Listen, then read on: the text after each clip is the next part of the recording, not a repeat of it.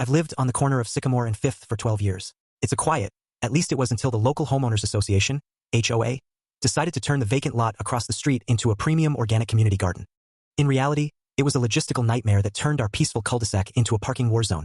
The city and the HOA forgot one minor detail: infrastructure. The garden became the local hotspot overnight, attracting visitors from 3 towns over.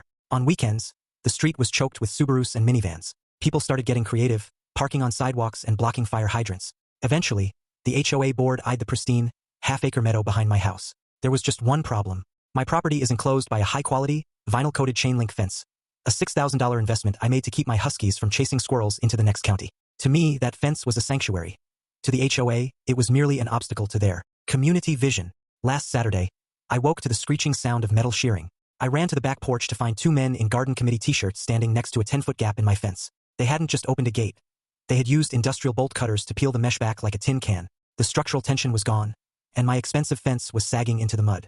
"What the hell are you doing?" I yelled, sprinting down the steps. One of the men, Marcus, an HOA board member with a permanent, self-important smirk, looked up calmly. "Oh hey, we're just creating an overflow access point. The street is packed for the Heirloom Tomato Festival, and since this backlot is basically just grass, the board voted to use it as temporary event parking. Don't be a NIMBY, Dave. It's for the community." "The board," I stammered, my chest tightening. "This is my land. You just destroyed my property." Marcus just waved a clipboard. He promised they'd patch it up by Monday, as if a few zip ties could fix $6,000 worth of damage. By noon, my backyard was a commercial parking lot. 14 cars were idling on my grass. My dogs were locked in the garage, howling, and my lawn, which I'd spent years aerating, was being compacted into a muddy pit. I called the police, but they called it a civil matter. My lawyer was on a fishing trip in Cabo. I sat on my porch, watching a BMW X5 drive over the mangled remains of my fence, while the driver waved at me, clutching a bag of organic kale. That was the moment I stopped being angry and started being tactical. I didn't need a lawyer. I needed a lesson in physics and a very specific towing company. I drove to the hardware store and bought 4 heavy-duty private property, no parking signs, and a stack of vehicle condition reports. I spent the next hour installing the signs, not at the entrance where they'd be seen immediately, but tucked just inside the parking zone. Perfectly legal but easily missed by someone in a hurry for tomatoes. Then I called Big Al's Recovery and Towing. Al hated the HOA board more than I did.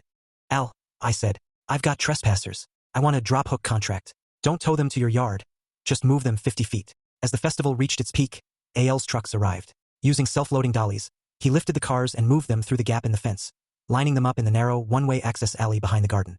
He parked them bumper to bumper, 6 inches apart, in a perfect L shape that completely blocked the only exit for the garden committee's equipment trucks.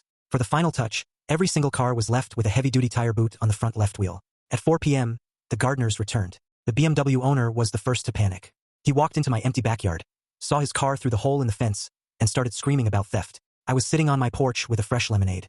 "Check the windshield," I shouted. Under his wiper was a report stating that to get the boot off, he had to call the number on the slip and pay a relocation and site restoration fee of $250. Within 30 minutes, it was absolute pandemonium. Marcus ran over, purple in the face. "You can't do this. You're obstructing the alley." "I didn't move the cars, Marcus," I said calmly. "A licensed company did. They felt the cars were a fire hazard on unimproved grassland. If the owners want their cars back, they just have to pay the restoration fee to fix my fence. It's all for the utility of the community, right?" The owners were trapped. Because they were parked so close together in the narrow alley, nobody could drive out until the person in front paid up. It was a Mexican standoff of organic produce. One by one, they paid. By 8 p.m., my backyard was empty and I had a Venmo notification from Al for my $3,500 cut of the fees. The following Monday, Marcus and the HOA president showed up with a cease and desist letter and a $1,000 fine for illegal towing. I didn't even let them speak. I handed them a folder containing a criminal mischief police report and an itemized bill for a new, reinforced steel gate. "You have 2 choices," I told them. "Sue me, and I'll take this to the local news to show how you destroy private property, or use the community fund to pay for my new gate and a no trespassing sign the HOA will officially recognize." They chose the gate. By Wednesday, I had an industrial-grade wrought iron fortress. But the HOA wasn't done. A week later, a bright orange notice of violation appeared on my new gate. Section 4.2, turf maintenance. They claimed my grass was 4.5 inches, half an inch over the limit. They were fining me $100 per day, retroactive to the festival, claiming my neglect was an eyesore. They were trying to bleed out my $3,500 profit through petty bureaucracy. I didn't pull out my lawnmower. Instead, I called a friend at the Department of Environmental Quality. I spent the afternoon planting Asclepias tuberosa butterfly weed in the deep tire ruts. I printed out an official-looking sign, Registered Wildlife Habitat and Pollinator Sanctuary. Do not mow. The next morning, Marcus arrived with a measuring tape. "Careful there, Marcus," I called out. "You're standing in a federally recognized potential habitat zone." I handed him a copy of a DQ filing. Because the overflow parking event you authorized compacted the soil and altered the drainage, it created a microclimate that I've dedicated as a pollinator sanctuary for the protected monarch butterfly. Under the State Biodiversity Act, disturbing this sanctuary carries a personal fine of $5,000 per occurrence. If you send a mower, I'll have the sheriff here in minutes. And since you caused the damage, you'll be personally liable. The color drained from his face. 2 hours later, I received an email. The violation had been dismissed due to clerical error. They tried one last effort a month later, passing a rule against non-traditional yard ornaments to target a sculpture I'd built. A tripod made from the very bolt cutters Marcus had used on my fence, welded together and painted bright gold. I pointed out it was a memorial to community history and, per the bylaws, was protected. Artistic expression, as long as it didn't exceed 6 feet. Mine was 5'11".